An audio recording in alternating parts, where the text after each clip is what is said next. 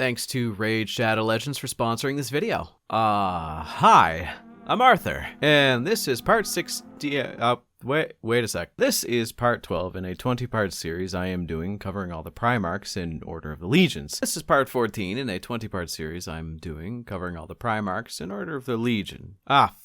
Okay, it appears as though I have miscounted. There was a gap somewhere between releases, and it appears I defaulted on the numbers. Forgot the Primarchs were one behind because I had something funny planned for Primarch number 20. So, this is actually part 15, and I'm a bit of a moron for losing track. Surprised not many of you called me out for this, or at least maybe I didn't notice. Does it matter? I mean, yeah, I guess, because at 20 I do have something silly, but I just wanted to acknowledge it because I realized I lost track with the Magnus video.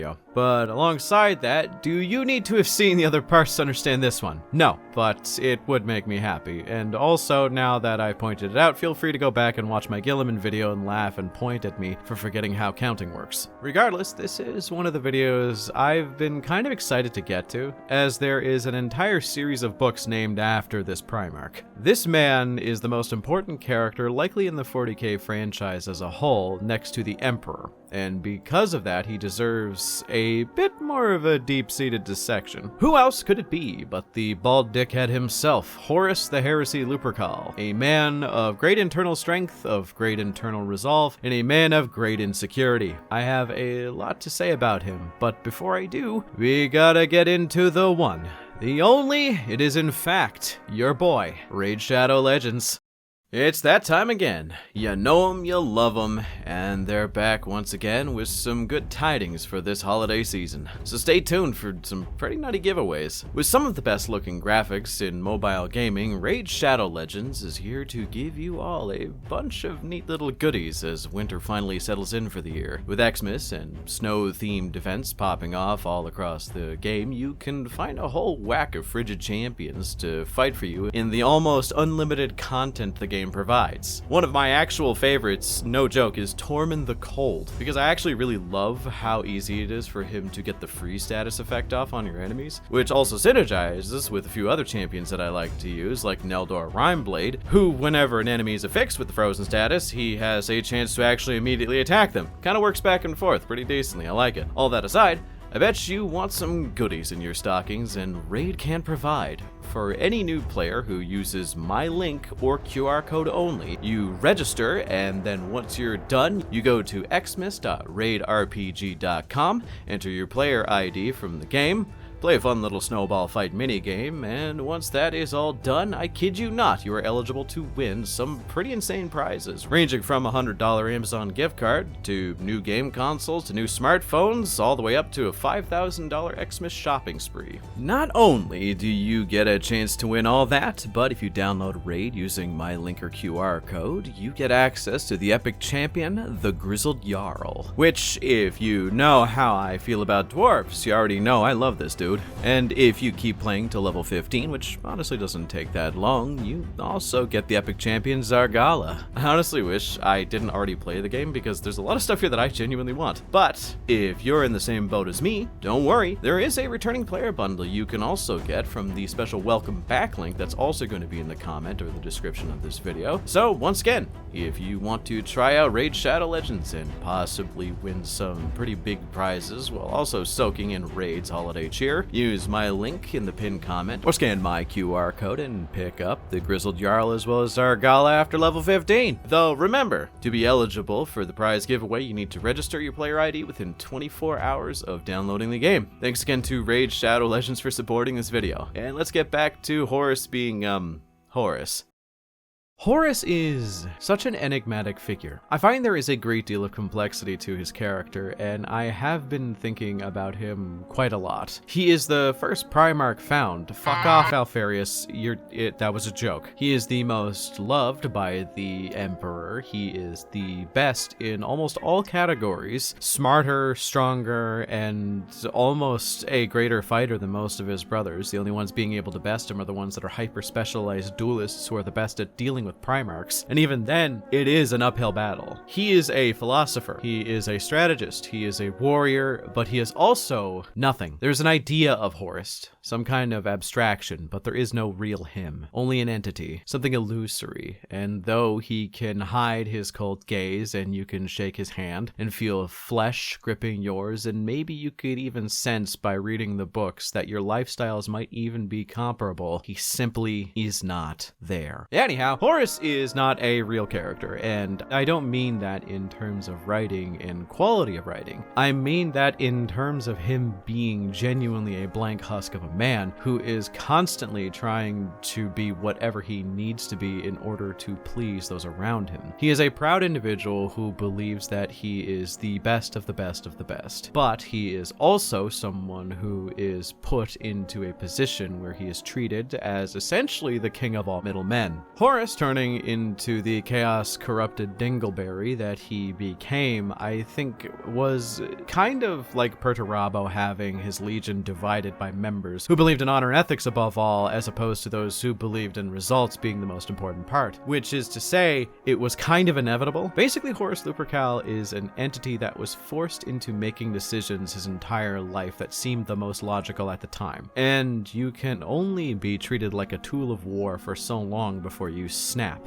The weapon fires back at its owner type beat, you know what I mean? With all that being said, we should start where the story starts, right? I do have a fun rundown, but in short, Horus was scattered with his brothers to a planet relatively close to Terra, you know, relatively speaking, which was Cthonia. Cthonia was a mining planet with a lot of cyber-augmented gang warfare thingies going on all the time. And they basically were just doing what you would assume they do best, which is, I guess, killing people. For money and likely rocks, I guess. Horus did likely what most Primarchs do by revolutionizing the planet and so on, but the part I kind of keyed in on is he did so through politics, but also the manipulation of truth. See, the accent that Horus speaks in is apparently very selective. He chose a specific area of Cthonia to use it from, so as to make him more relatable to the people of the planet, and that kind of accent was kind of a lower middle class equivalent on the planet, which is kind of interesting to think about. It's like if a Primarch tried to unify all of America and the planet we're on, so he chose to speak with an Ohioan accent of all places. But he never learned the accent. He picked it up intentionally as a manipulation tactic. The easiest way to accomplish a goal of some kind was that, and so he did it. As stated, he was the first Primarch discovered by the Emperor. And I'm not acknowledging that it could have been Alfarius, as that is dumb as fuck. But regardless, as the first Primarch to be discovered, there was a steep learning curve. Horus had a lot of expectations placed upon him because, well, that's what the Emperor was planning, right? He wanted to put Horus on the right path, best foot forward type beat, filling Horus's head with dreams and pride before introducing him to his legion, the Luna Wolves. From here, Horus and the Emperor fucked up the universe in the best way possible, claiming planets left and right. As with a Primarch leading a legion, they tend to be invigorated with new tactics and just a zest for life, innovating a type of Space Marine combat tactic known as the Spear Tip Assault. Horus changed the landscape of all tactics the Space Marines should use after that point. Horus was determined and did everything he was told to do by his father, and it was all pretty copacetic until, well, Leman appeared. Yep, for those who didn't know, Leman Russ was the second Primarch that they found after Horus. And because of that, he could not be more different than Horus if he tried. And because of their differences, they both did have a bit of tension to each other, but they did get along eventually, because most people did get along with Horus because, well, Horus was whatever he needed to be to get what he wanted. See, with one Primarch, it's easy to feel like you're the most special guy in the universe, because you kind of are. But now that there are two Primarchs, the specialness was divided in half, and kind of easily breeds insecurity, which, man, wouldn't that suck if it actually ended up fostering a deep-seated hatred of those all around you. But I'm not even going to play this bit out. Yeah, the Horus Heresy happened for a reason, and we're getting there. One thing led to another. The third Primarch discovered was, oddly enough, one of the Primarchs that were struck from the record and removed, which is interesting to see the precedent. But regardless, we cut ahead to the future to see, 18-ish Primarchs are around, working together to accomplish a goal, and that goal was the Great Crusade. Horus, after killing some big boss orc on Ulanor, was elected the new Warmaster, a title that the Emperor of Mankind was the only one to hold at that point, where Horus could now speak with the authority of his father. This leads to some complications, as there were a lot of Primarchs that did not respect his authority, as well as a lot of Primarchs who thought they were snubbed for the position of Warmaster. Now, I think that Horus was obviously the best choice. The only second best choice would have been maybe Rogel Dorn or Rabute Gilliman, because both of them kind of have that wider perspective, but Horus was the best embodiment of it at the time. Furthermore, those complications, and kind of scramble things up a little bit, let's kind of discuss how Horus interacted with his legion as well as his expeditionary fleet, as that's kind of a good microscopic scale to see how he is as a character. As with when he was on Cthonia, Horus was the constant politician. He believed that he had to be this idol, an upstanding individual to impress everyone and not be caught lacking. That isn't to say that he had no morals, because he was a moral individual. There are several instances that when he was impacted by a loss, he showed genuine compassion and attempted to right whatever wrong he committed. But you can see the stress of his existence on him at all times, especially with his constant posturing to not seem weak and meet his brother's standards as his father's favorite. So there was this kind of rank of individual called a remembrancer. Remembrancers were a group of half politicians, half journalists, and half historians that their main goal was to create art and recordings of what was going on during the Great Crusade. But when you were someone like Horus, the level of scrutiny that you were likely under was significantly amplified due to the title of Warmaster being affixed on you. So that stress to be constantly posturing was very important to him, as he didn't want to seem like he was the wrong choice to his brothers, which I don't think there was anybody who had a bad opinion of Horus. With that came him creating a council, not specifically because of the stress, but just in general, he had this council known as the Mournival. The Mournival, or Mournival, were a group of 4 of his most trusted captains, each one having to have radically different opinions. These opinions had to balance him out, each one of these 4 individuals representing 4 different aspects of the moon. These opinions range from someone who's a staunch conservative traditionalist to a radical liberal thinker type beat. They were all basically there to give him as many different perspectives on a matter as humanly possible so that he could always know if he was making an informed decision. He would do speeches to the crew and would always address his Mournival equally. And those Mournival were supposed to be treated as if they were on his level. They were people that were given the rank specifically so that they weren't afraid of him. But alongside that, while he would address other members of the human crew, he would try to treat them as if they were equals to him as well, even though by every right they were not. And this would constantly kind of lead this kind of negative feedback loop of him treating people that were below him as equal to him and thus degrading himself in the matter. Now, I'm not saying that every single Primarch had to be an iron-fisted tyrant and rule over the people that were beneath him and the humans that were in his expeditionary fleet, but there is a healthy balance to kind of work out. His own specific remembrancer kind of got his attention by genuinely attempting to talk down to Horus, screaming at him in one of their interactions, which is what kind of caught his attention. In a weird way, it was the first time that Horus had someone actually talk to him that way that was a human, and it got his attention in a way that made him choose this woman and her weird tongueless bodyguard to be, well, his personal remembrancer.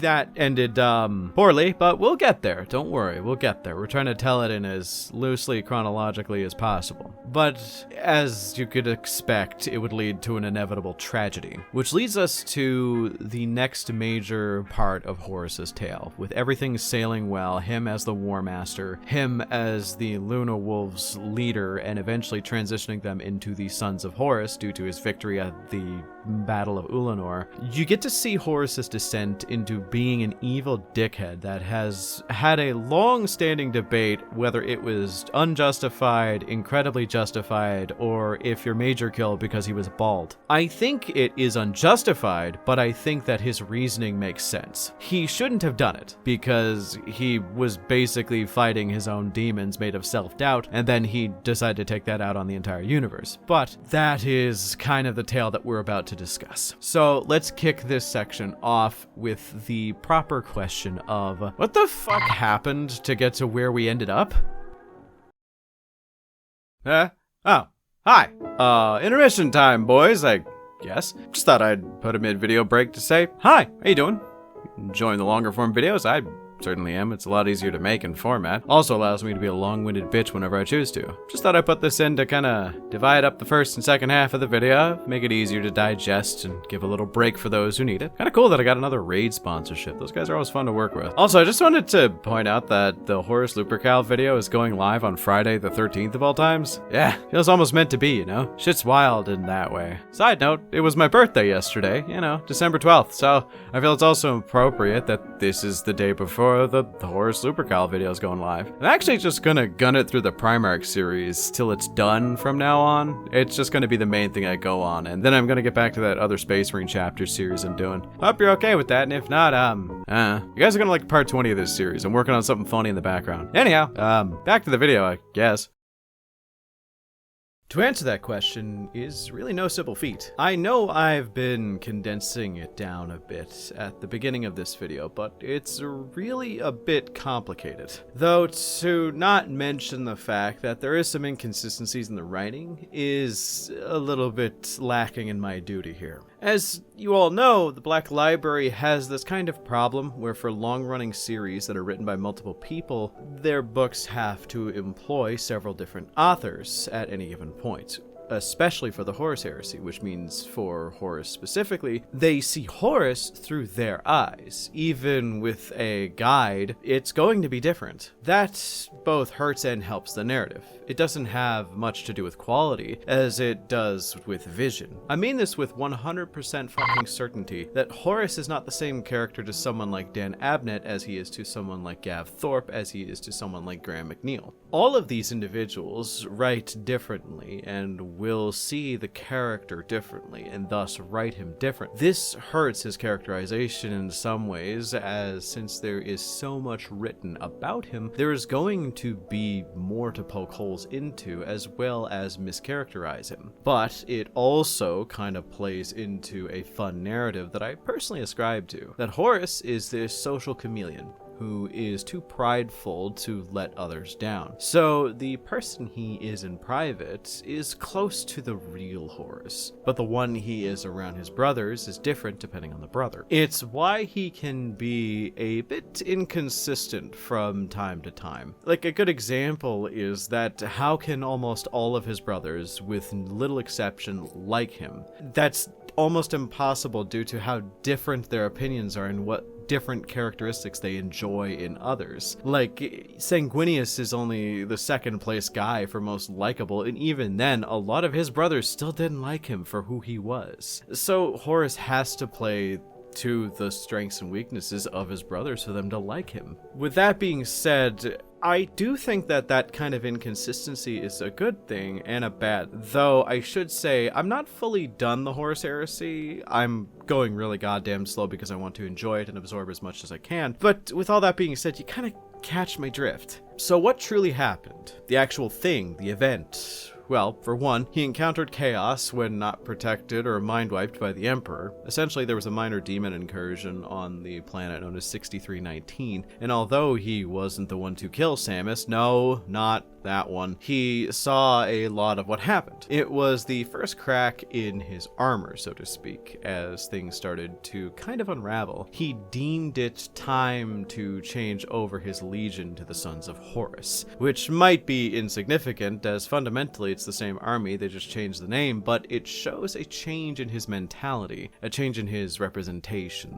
the change in the front of what he represents to those around him, as these were now his property. the creation of him. The blood angels were named after a reference to Sanguinius, who is an angel of blood, but they are not named directly after him. They are not his property. The Space Wolves are named after Fenrisian traditions of the Vilca Fenrica, which is a cultural thing. The Iron Hands were named after Ferrus Manus' Iron Hands because they thought they were cool, I guess. And also Ferrus, you know what? The Iron Hands can technically be considered named after Ferrus Manus, because Ferrus Manus you know what?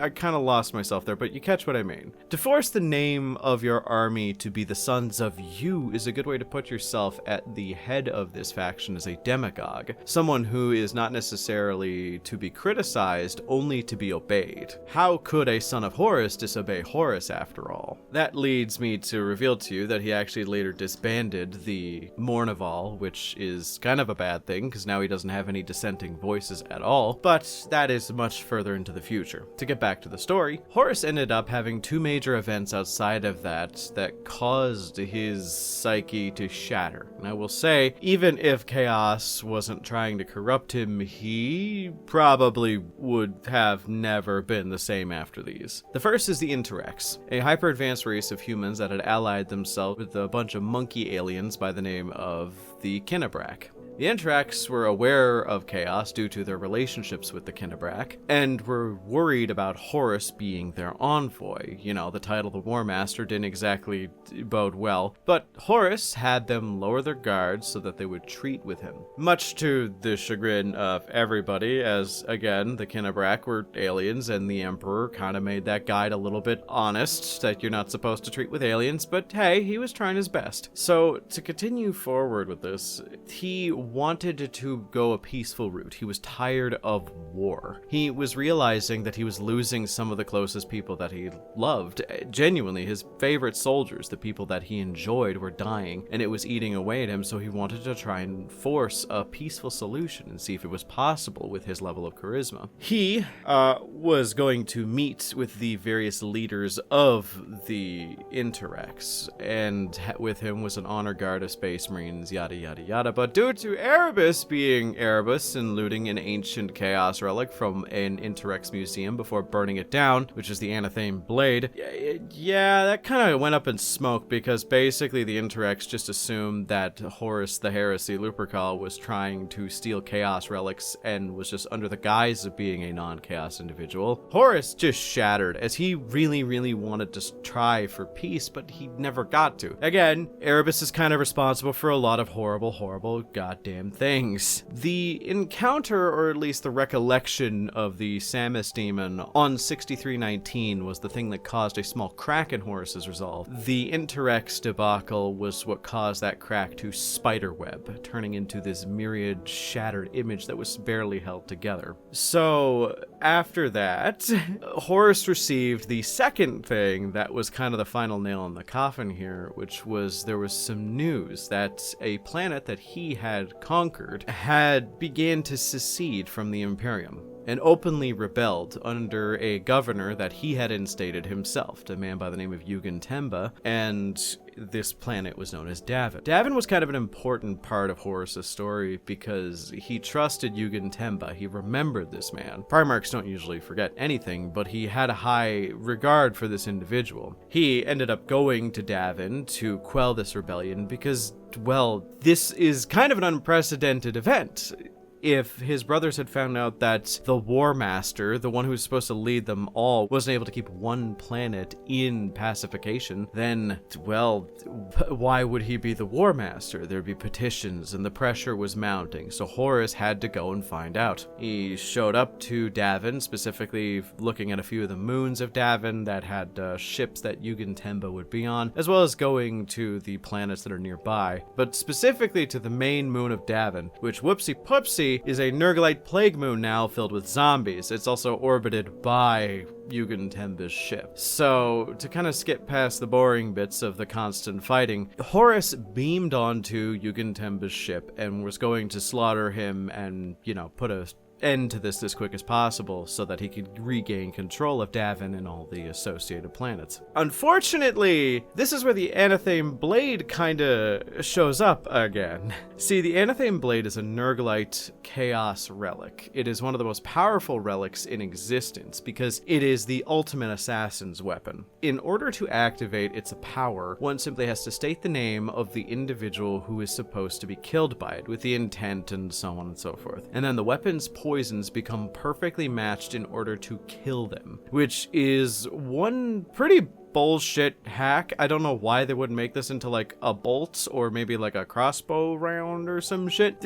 A sword, a knife, who cares? It works, you know? But yeah, he was basically cut by the blade. Not deep, but just enough for the poisons to take hold. Horus was now dying. He ended up winning the fight, being pulled away from the area by his men who came to recover him, which led to a small massacre of civilians that got in the way on Horus's ship. See, what happened were the Space Marines were carrying Horus's body to the Medicae, but civilians were getting in the way and not moving out of the way fast enough, so they just charged through them like a battering ram. It was literally just steamrolling people and causing them to be a smear on the ground. It ended with them putting Horus under and were trying to surgically extract whatever poison and disease tissue they could. He was visited by memories, visions, warp entities, and chaos ghosts, slowly being killed, and is eventually convinced to be brought down to the surface of Davin by Erebus to conduct a chaos ritual to bring him back, thus corrupting him to be the dick we all love and know now. He, from there, had a radical shift, allegedly, in what he was shown to believe in. But I think it is just the most logical leap into what happens next, with a little bit of his emotional state being amplified by chaos. When you push someone like this to the edge, when you give a man absolute power with no oversight and no one to police him, then what do you expect to happen when you treat him his entire life as a tool and then give him infinite authority with no repercussions? Hell, even if he rejected chaos, I feel like he would still rebel against the Imperium at some point. It was just kind of a matter of time. If I remember correctly, when Wolfykins himself stabbed him with the Spear of Truth, causing him to revert back to his normal uncorrupted Horus self, he basically came to the same conclusion that he needs to ride this out to the end, making Leman Russ seem a bit confused. But you know what, we wouldn't have a series if Horus the Heresy Lupercal didn't, I guess, hate the Imperium enough to siege it. There's a mix of reasons as to why he would choose this. He's killed billions. He killed his own brothers, either through order or by his own hand. He is by his own making a tyrant. The reason? He was sick of the world, sick of war. He wanted there to be nothingness. This was basically him trying to end his own life the long way around. He was trying to burn everything to ashes in his own rage at being a tool. I think he's also been confirmed to have seen all the fuck shit the Emperor lied about, and had all the memories that he got wiped brought back to him, which is more than not at all, which even if it was once, that's still pretty fucked. But do you honestly think the Emperor only did it once? Nah, bitch, I could name at least 4 times. So I think his old memories were reawoken. The great lie of Mars was told to him, and man, when he found out about the planet Moloch, he was pretty pissed at the hypocrisy of the Imperium of Mankind outright rejecting chaos. So it's like when Gilliman awoke to find out that the Imperium had turned into a religious bureaucratic shithole rather than a regular bureaucratic shithole. But instead of Gilliman, who is relatively stable, you had Horus, who was surrounded by the various murder gangs of Cthonia for the majority of his childhood. I like how in lore it's stated that if Horus won, he wouldn't have even done anything productive or successfully. The Cabal, a group of super alien psychics who wished to see chaos removed from the universe, they saw the perfect vision of what would happen on either side, and if Horus won, he would literally just burn all of humanity to the ground before he would be killed himself. Which is pretty par for the course with Baby Rage. This is going to sound super pretentious, but it has a lot to do with the repression of his sense of self. When you don't allow yourself to express your negative and positive traits properly, they manifest in other ways. You can grow to resent the world around you for not being able to control yourself well enough. That you would be perfectly fine if you could just simply be a bit more disciplined and hold back all those negative traits that everybody's seeing. Once you get to a certain rank in your armies, you'll be fine. You just need to lock in for that long. When in actuality, sexuality, not showing who and what you are, is one of the most dangerous things a person can do for personal growth. Within reason, pushback and judgment mixed with self-reflection and realization is one of the most important aspects of life. It's how we develop. We learn through the views of others. We learn what faults in ourselves we wish to correct, and then we adapt and overcome them. When you don't have that kind of internal monologue, and you don't have that kind of representation to the world around you, well, you can never become better than who you are now. You will stagnate. You will become just that, which is where we are with Horus. A man who never was. Bro is literally just the Patrick Bateman of 40k, what can I say? Regardless, Horus died the way he was supposed to, and I think his impact on the series could never be understated without him. The Imperium of Mankind would be probably sitting pretty high right now if he wasn't around. But where's the fun in that? What do you all think about Horus, and about the characterization of Horus that I presented to you? Let me know in the comments section down below. Also, remember if you like the video to like the video, as well as subscribe as it helps the channel. Special thanks to my channel members for supporting me. With your help, I am able to produce this content full time, and also make the videos longer since I can afford to get help from my lovely editors. If you want to support me outside of my normal videos, then become a member today as you gain access to new perks like early videos and exclusive videos. Thanks once again for watching, and before I go, what do you think it'd be worse to choose if Chaos decided not to pick Horus? I mean, like, for Chaos Undivided, I think Gilliman would probably be the worst person that could have led everything, because, I mean, the quickest way to drown an entire civilization would likely be through overtaxation, and that's kind of his thing, right?